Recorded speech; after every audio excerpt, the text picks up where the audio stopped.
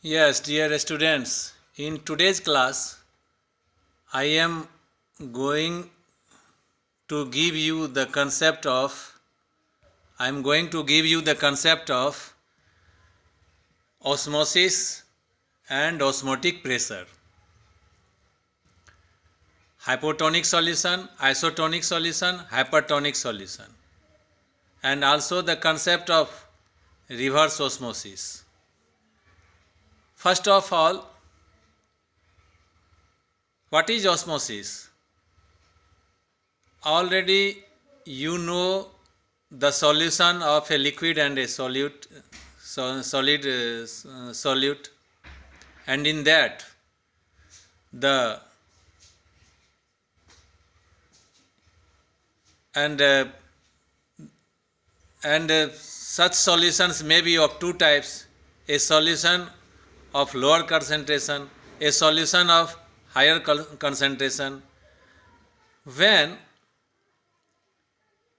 the passing of or the flow of solvent particles takes place from the solvent side to the solution side through a semi permeable membrane, then it is known as osmosis. Once again I am repeating you, when the solvent molecules pass to the solution side, or the solvent molecules from the lower concentration to the higher concentration goes, then it is known as osmosis. And the just reverse of it known as reverse osmosis. When the solvent particles will pass from higher concentration to the lower concentration, then it is known as reverse osmosis.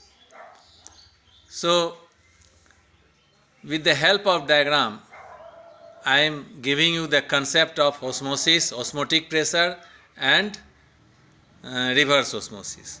So, you see just here what I am going to give you the idea. See here. This is known as osmosis. The flow of solvent molecules,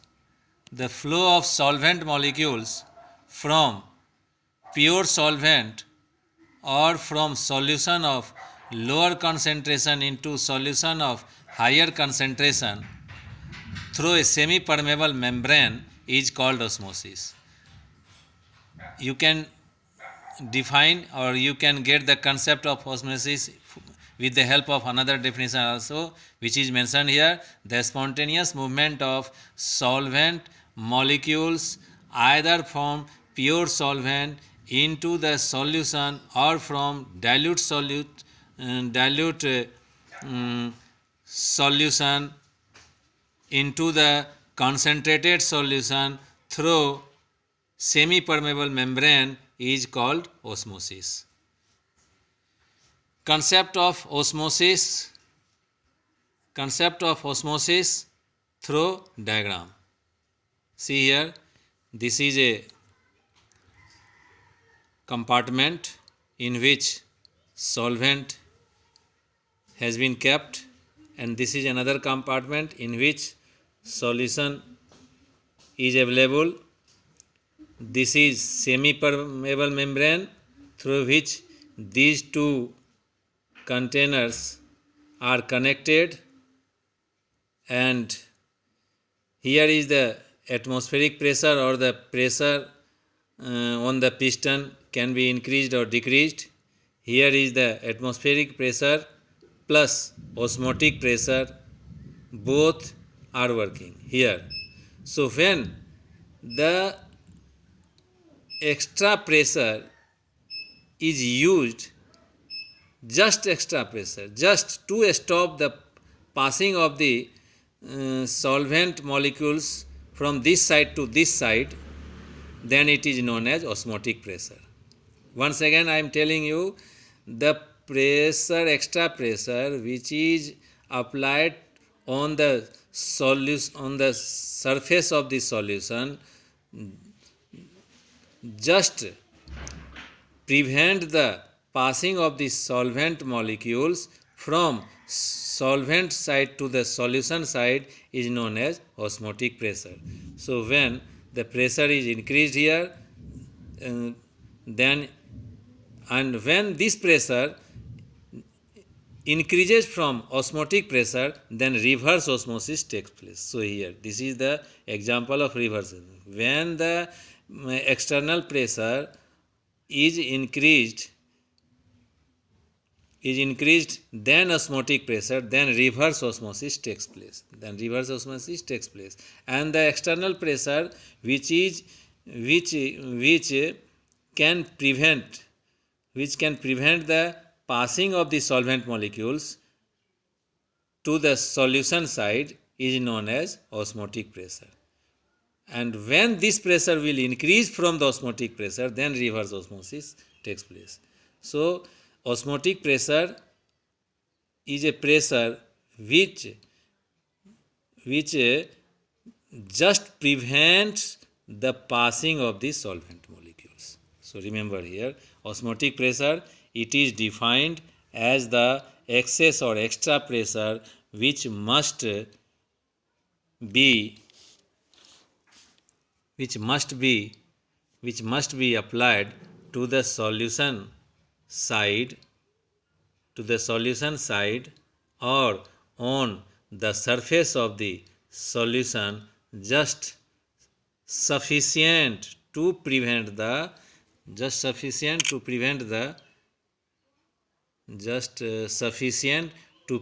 osmosis of the solvent into the solution through a semi-permeable membrane is called osmotic pressure, and it is denoted by pi.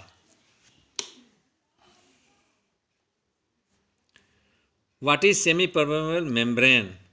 These appear to be continuous sheets or films which have very teeny sieves or pores which are semi-micro in nature.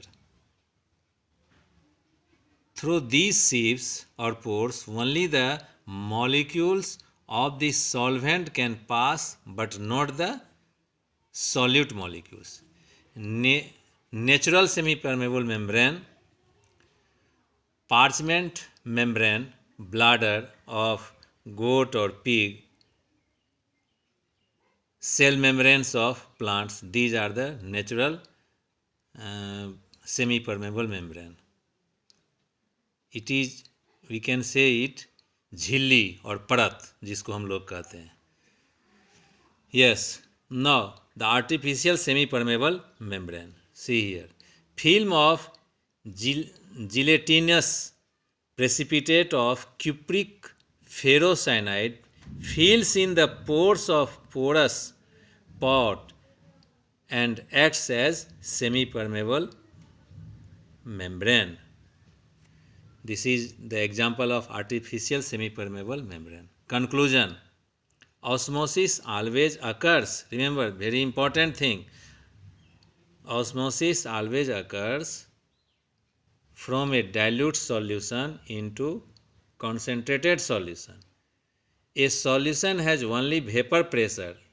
It can develop osmotic pressure only when it is placed in contact with a solvent or less concentrated solution through a semi-permeable membrane.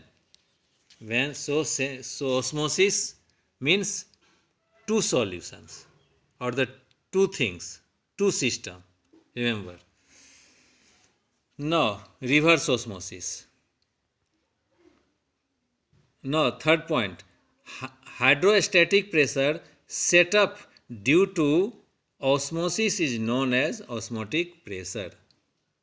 External pressure requires to prevent osmosis is the osmotic pressure. So these with the help of These 4 points are the conclusion of the osmosis.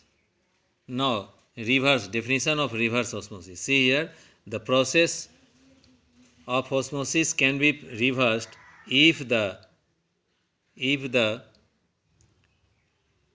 if the pressure if the pressure higher than the osmotic pressure is applied on the solution side. Application of reverse osmosis. The process of reverse osmosis can be used for desalination of seawater and for getting drinking water. So reverse osmosis, these days we use the process of reverse osmosis in our household water through RO to get purified water. Now osmotic pressure, a colligative property. Osmotic pressure, now the fact is that I am going to relate the osmotic pressure is also a colligative property. Van 't Hoff made a thorough study of osmotic pressure of the dilute or ideal solutions. He concluded that a dilute or ideal solution behaves like an ideal gas, and gas laws are also applicable to the dilute solutions. Van 't Hoff observed that for dilute solution osmotic pressure is equal to CRT, where C is the molar concentration of the solution, T is the temperature, R is the gas constant. For a solution at a given temperature, both R and T are constant. So, the osmotic pressure is directly proportional to the concentration of the solution. Since osmotic pressure depends upon the molar concentration of the solution, so we can say that it is a colligative property because it depends upon the number of particles or the mass of the particles of the solute. Determination of molar mass of solute from osmotic pressure. See here, according to Van 't Hoff factor, just you know it, osmotic pressure is equal to CRT, but concentration is equal to number of moles but the volume of the solution.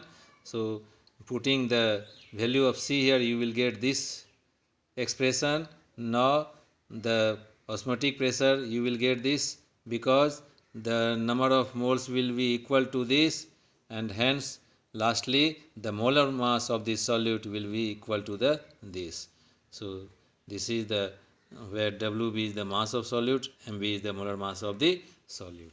So, on this thing the numerical is asked. See here, this is important. This is also a colligative property from with the help of osmotic pressure, that is colligative property.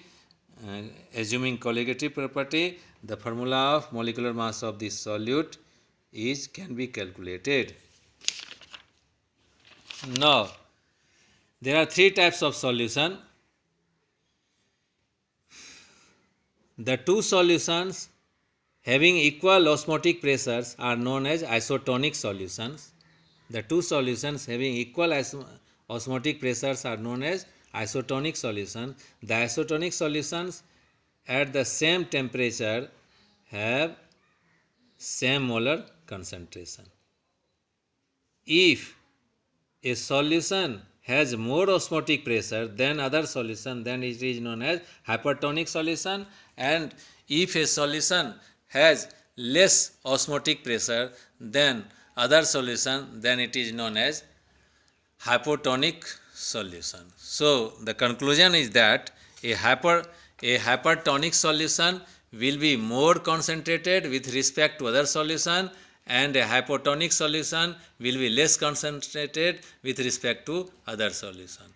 Next day I will teach you the last topic of this chapter, that is Van 't Hoff isochord factor, which is related to, which is very important for the numericals.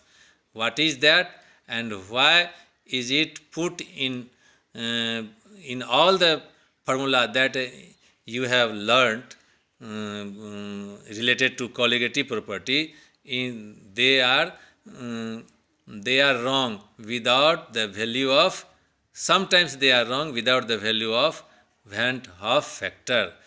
They are they are right, but they are conditional right. So this thing you will learn in the next day. I will teach you about it, teach you in detail about it.